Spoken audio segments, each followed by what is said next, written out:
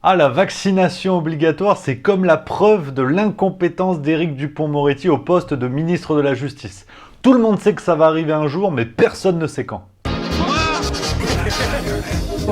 Taisez-vous. En Non mais cet homme est 2018, ahurissant. porte-parole du gouvernement. Ce que vous venez de faire, c'est super. Alors avant de commencer rapidos, entre nous, n'oubliez pas de vous abonner les amis. C'est un truc de dingue, vous êtes plusieurs centaines à vous abonner à Juste Milieu chaque jour. Donc cliquez sur le petit bouton, c'est quelques secondes, je veux dire, ça va très vite. Et le pouce sur la vidéo. Comme ça la vidéo remonte, tout le monde la voit. Et là la chaîne s'envole et bientôt je serai peut-être dans 30 millions d'amis, on ne sait pas. Ah, c'est le sujet qui occupe les esprits, hein. La vaccination obligatoire. On aurait pu mettre ça sous le tapis. Si l'équipe de France avait gagné à l'Euro 2020, tu sais, ça aurait permis de détourner l'attention des gens. Bon, bah, manque de bol, on s'est fait déchirer par les amis helvètes, donc on est obligé de parler des vrais sujets. Zut alors! On va les niquer. Alors forcément, vous connaissez la maison, le but du jeu de cette vidéo, je préfère vous prévenir, c'est pas de vous dire s'il faut se faire vacciner ou pas, si le vaccin est bien ou pas. T'as vu ma tronche? La dernière fois que j'ai fait de la science, c'est quand j'ai regardé C'est pas sorcier. Bon, c'est peut-être déjà un point positif par rapport à beaucoup de journalistes BFM TV, mais c'est pas la question.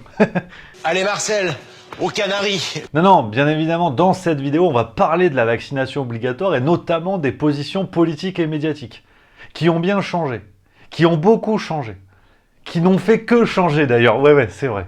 Avant d'attaquer, je suis quand même très intéressé, les amis, d'avoir votre avis sur cette question, parce que c'est vrai qu'on en entend des vertes et des pas mûres, donc j'aimerais savoir ce que vous, chers spectateurs de Juste Milieu, vous en pensez. Je lance un sondage pour ou contre la vaccination obligatoire pour tous. Les liens sont dans la description de la vidéo, il y a 2 liens, pour et contre, donc vous ne pouvez pas vous planter, parce que c'est vrai que je me dis, bon, on aura un résultat qui ne sera pas plus ou moins crédible que les instituts de sondage. Alors, à vos clics, allez-y et votez. Et puis je vous donnerai la réponse la semaine prochaine, bien sûr. Allez, on va attaquer tout de suite dans le vif du sujet, on va attaquer dans le gras, comme disait un ami Manceau, fabricant de rillettes, avec la question, qui est un petit peu le préambule de tout ça, la vaccination obligatoire pour les soignants. Oui, tu sais, les soignants, oui. Alors, c'est vrai que bon, il y a 1 an et demi, c'est ceux qu'on applaudissait aux fenêtres, tous les soirs. Fallait applaudir, fallait taper dans les casseroles, le gouvernement qui nous disait, oh, on est en guerre et eux, ils sont en première ligne. C'était les héros de la nation. Et d'ailleurs, les soignants qui n'ont pas attendu la crise du coronavirus pour être indispensables tout en travaillant dans des conditions terribles. Mais bon, à ce moment-là, c'était les héros de la nation. Il y avait même une médaille qui était proposée. Oh, on est où là ? Bon, bah comme quoi ça peut aller très vite, hein. D'après le théorème de Philippe Pétain, tu peux passer de héros à salaud en un claquement de doigts. Voyons. Et malheureusement, c'est un peu le cas des soignants. Ouais, ils ont eu la médaille, ils ont eu la breloque, mais maintenant c'est les salauds. Ouais, s'ils se font pas vacciner, c'est des salauds. C'est des dangers pour la nation, qui sont des vecteurs du virus. Ah merde, c'est pour ça qu'il faut les obliger en fait. Bon, c'est vrai que tu vois, les types à un moment donné, bon, ils bossaient, ils avaient pas de masque, ils bossaient dans des sacs poubelles, tu sais, il y avait eu des photos. Ouais, il n'y avait pas de matériel, même il y avait Decathlon qui faisait des masques de plongée, qui disaient, bon, peut-être ça peut faire des lits de réa, on sait pas, tu vois. Donc on n'a même pas ce respect, si vous voulez, d'être un petit peu quand même convenable avec ces gens-là qui ont sorti la France de la cata. Non, maintenant il faut les obliger. Ouais, c'est possible, hein. Alors c'est vrai qu'en bon crétin, tu vois, bon, vous le savez, je suis pas le délégué de la classe, mais je me suis dit on pourrait quand même entendre les arguments des soignants avant de leur taper dessus et de se poser la question d'une vaccination obligatoire. S'il y a des gens qui sont à même de comprendre la question de la vaccination et d'avoir des raisons renseignées de ne pas le faire, ce sont bien les soignants et le personnel hospitalier. Ouais, c'est pas faux. Ben là non, apparemment il faut aller plus vite. Non, faut pas les écouter, c'est chiant. On va obliger. Alors forcément, il va y avoir débat, hein. Jean Castex, le Bourvil, saveur huile d'olive, il va recevoir les associations d'élus, le 8 juillet. Ouais, il a aussi consulté les principaux groupes du Sénat qui répondent favorablement, ils ont dit c'est bon. Et également, le 8 juillet, on a appris par la voix de Michel Fournier, président de l'association des maires ruraux de France. Michel s'est dit pour la vaccination obligatoire pour tous. Voilà. Lui au moins, il n'y a pas de problème, il était reçu sur la question des soignants, il a dit non, pour tous. Ouais, le maire ruraux, bon, bah pourquoi pas. Et on attend d'ailleurs avec impatience la réaction de l'association des amateurs de charentaise tressée du Val d'Oise, qui apparemment devrait s'exprimer dans l'heure. Ouais, on attend leur réaction de savoir si pour eux c'est ok ou pas. Alors, on va demander à tout le monde. Bon, alors c'est un petit peu l'illusion du débat. Oui, mais si je te dis ça, j'ai une preuve. On n'est pas sur CNews. Non, je te dis ça parce que le projet de loi est en préparation. Ouais, donc on demande aux gens, mais le projet de loi est dans les tuyaux. C'est Paris Match qui a sorti cette info le 2 juillet 2021. Il y a quelques médias qui l'ont sorti comme ça, discretos, mais le projet de loi est en préparation. Ouais. Donc on demande l'avis de gens sur un projet de loi qui est déjà en cours. Ouais. Non, c'est possible, on te dit. Moi, j'arrête de douter, moi. Hein. La pandémie n'empêche pas la moquerie, monsieur le Premier ministre. Alors, forcément, hein, de cette question-là à l'autre, on arrive à la question de la vaccination obligatoire pour tous. C'est le cœur de la vidéo. C'est le sujet. Donc, c'est vrai que si t'es venu pour les résultats du tiercé, t'es mal tombé. Donc, je préfère te le dire. Et tout d'abord, commençons avec les positions du président de la République, Emmanuel Macron, pour ceux du fond de la classe qui ne suivent pas, qui se disait le 24 novembre 2020, il avait déclaré, hein, en discours officiel, là, je veux dire, il était à la téloche, en prime time. Et je veux aussi être clair, je ne rendrai pas la vaccination obligatoire. Il avait même confirmé, hein, quelques jours plus tard, le 4 décembre 2020, chez Brut, il avait dit « Je ne crois pas à la vaccination obligatoire ». Donc il n'y croit même pas, tu vois. Il n'y croit pas. Bon, alors c'est vrai que tu me vois venir avec mes gros sabots, touk. Ouais, j'étais bruiteur à l'époque, c'est une autre affaire. On a quand même senti le petit glissement, parce que c'est vrai qu'on est habitué, tu sais, à une époque, ils nous disaient non, on va pas confiner, on va faire couvre-feu, c'est bien couvre-feu. Puis après, peut-être on va confiner. Mais je sais pas, on va voir. Donc là, quand ils te disent vaccination obligatoire, j'y crois pas et tout, bon, voilà. Et le petit glissement a eu lieu, hein, le 28 mai 2021, un article de BFM TV. Ouais, cet article nous disait hein, que pour Emmanuel Macron, aucune porte n'est fermée. Et tu vois, déjà, il y a une petite métaphore, logique de poignée. Comme disait Bernard, c'est toujours bien de parler de la porte. Et ça va redémarrer. Et on va les respecter, on va pas faire de faute. Et puis le 3 juin 2021, il y a un petit peu plus d'un mois, là c'est Le Figaro qui nous disait que Macron n'était pas contre la vaccination à ce stade. À ce stade. Ouais, à ce stade. C'est déjà différent. Alors on a Jeannot Castex également qui est pas mal niveau revirement de situation. Alors finalement, tu vois, ce qui est intéressant avec Jeannot, et tu vas comprendre, c'est que tout était prévu. Et en fait, alors j'aurais pas pensé dire ça, mais c'est Jeannot qui avait tout bon depuis le début. Ouais, mais si, mais t'es au courant. Si tu regardes la vidéo juste milieu, t'es au courant. Tu vas comprendre. Quelles sont vos sources?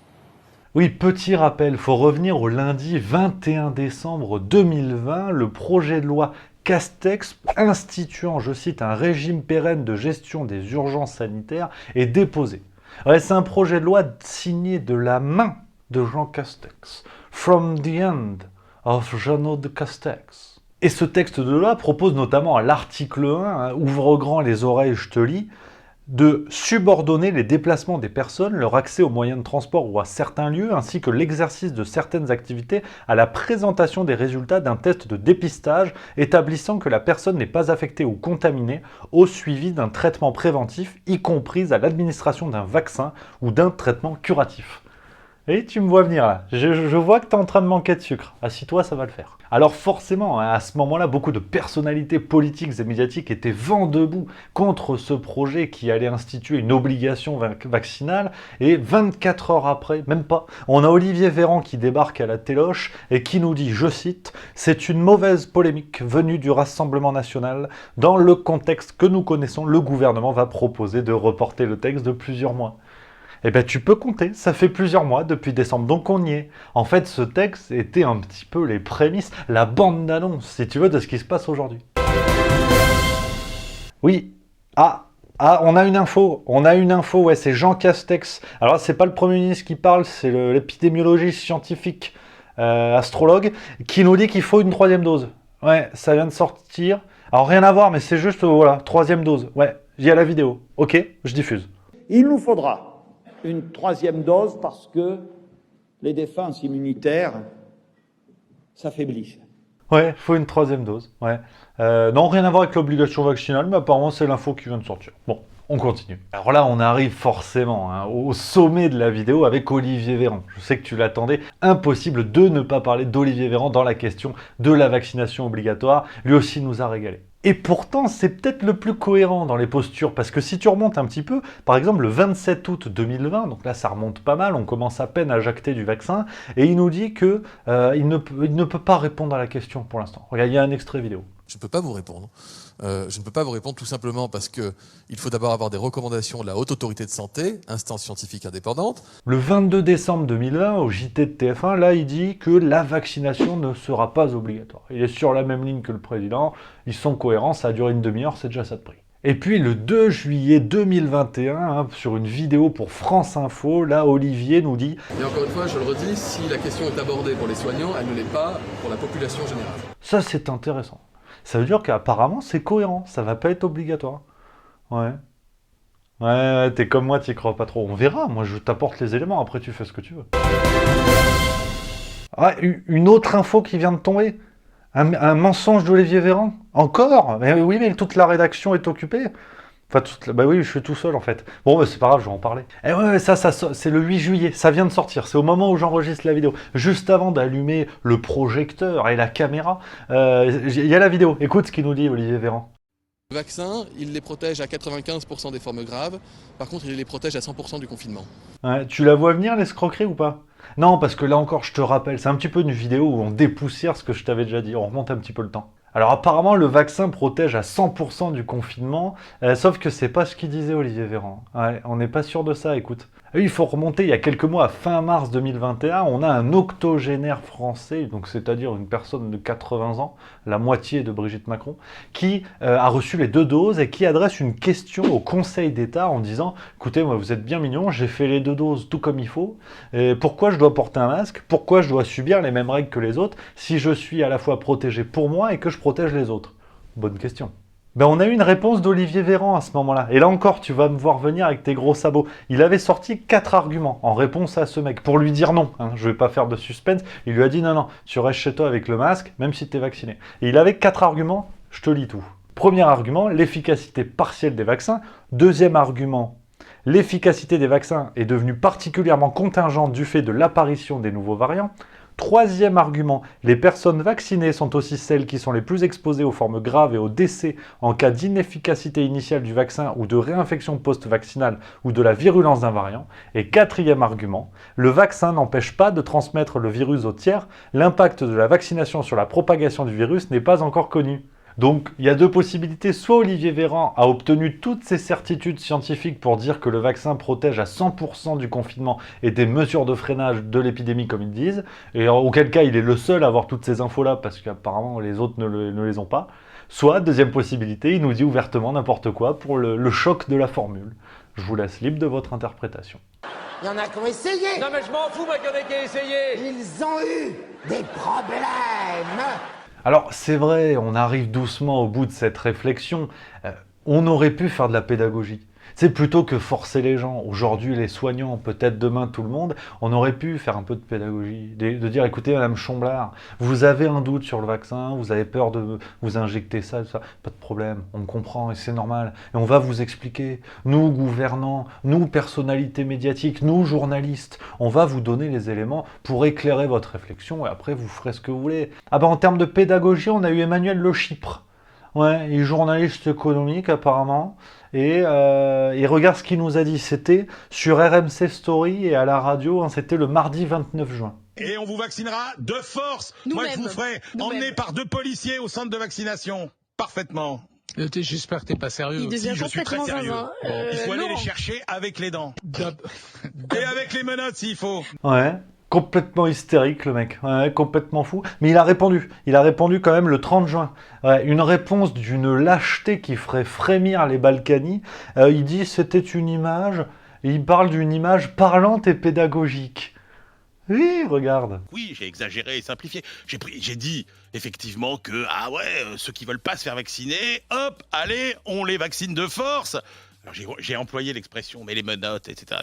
Mais franchement, c'était une image. Voilà, bien évidemment, il ne s'agit pas de le faire en vrai. Et il ne s'agissait pas, évidemment, de mettre les gens dans des cars, dans des bus menottés pour aller les faire vacciner, bien évidemment. C'était une image qui était parlante et pédagogique. Et puis je pense que... Donc voilà à peu près à quoi on a droit hein, dans le débat à la fois politique et médiatique. On va culpabiliser les gens sans jamais leur expliquer. On va scinder les gens entre vaccinés et non vaccinés. Et c'est justement là-dessus que je voulais finir. Ah ben rien à voir avec l'animal, mais la stratégie du bouc émissaire continue plein gaz du côté de l'Élysée. C'est-à-dire que si on remonte toute la crise, hein, ça a été la faute des vieux, des jeunes, des fêtards, des anti-vax et maintenant des personnes qui ne sont pas vaccinées. Et c'est jamais la faute du gouvernement, jamais. Non, non, cette bonne vieille stratégie de diviser pour mieux régner, aujourd'hui, le gouvernement et les médias, certains médias, n'hésitent plus à opposer les Français les uns aux autres en installant un conflit entre vaccinés et non vaccinés, en instaurant également un chantage en disant « Oh, s'il y a confinement, c'est à cause des non vaccinés. » Quoi? Il y en a un bien à côté de chez toi? C'est toi qui vois. Alors, Ausweis papier, s'il vous plaît. Autant Donc maintenant, hein, le gouvernement va faire porter le chapeau aux non-vaccinés, ce qui est une aberration. Parce que si on remonte encore un petit peu le temps, tort partagé apparemment. Ouais, parce qu'en plus, on en vient à des menaces aberrantes. Hein. Par exemple, on a le maire, Bruno Le Maire, dans le Parisien, c'est le ministre de l'économie dans le Parisien, le 2 juillet, qui nous dit « Notre croissance dépendra de la vaccination ». Ils ne savent plus quoi faire. Non, à ce niveau-là, moi je trouve ça abusé quand même. Non, parce que c'est vrai qu'ils jugent qu'on a un niveau de vaccination en France qui n'est pas suffisant, mais on pourrait se rappeler le retard à l'allumage, par exemple de la campagne de vaccination, où on a pris plus d'1 mois de retard sur d'autres pays, par exemple. On pourrait rappeler également les réactions contradictoires sur les effets des vaccins, hein, qui n'ont clairement pas rassuré la population. L'histoire AstraZeneca, où au début on te dit non, c'est pas dangereux. Oui, mais il y a plein de pays qui l'interdisent. Non, on l'interdit pas. L'Allemagne vient de l'interdire? Bon ben on l'interdit. Alors comment tu veux donner confiance aux gens après? Mais tout ça bien sûr est de la faute des antivax, des koalas, des fascistes, mais jamais du gouvernement qui n'aura définitivement jamais réussi pendant cette crise à se remettre en cause. Alors on va finir sur une note de réflexion. Et cette réflexion nous vient tout droit de Patrick Bouet, président du Conseil de l'Ordre des médecins, et ça fait du bien. Je voulais finir sur une bonne note cette vidéo, un petit peu d'espoir. Patrick Bouet s'est exprimé le 7 juillet dans un interview pour France Info, et déjà concernant l'obligation faite aux soignants de se vacciner, il nous dit qu'obliger les soignants à se faire vacciner conduira peut-être à une obligation générale.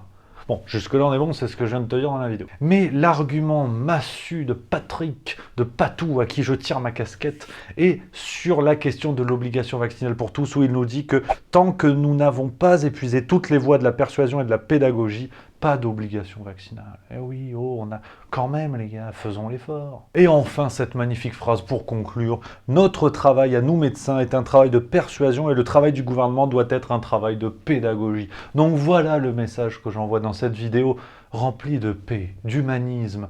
Travaillons ensemble, réfléchissons ensemble avant que tout le monde se mette sur la gueule pour des histoires d'aiguilles. On va y arriver. Voilà les amis, on est au bout de cette vidéo. N'oubliez pas à voter pour le sondage. Si vous êtes pour ou contre l'obligation vaccinale, les liens sont dans la description.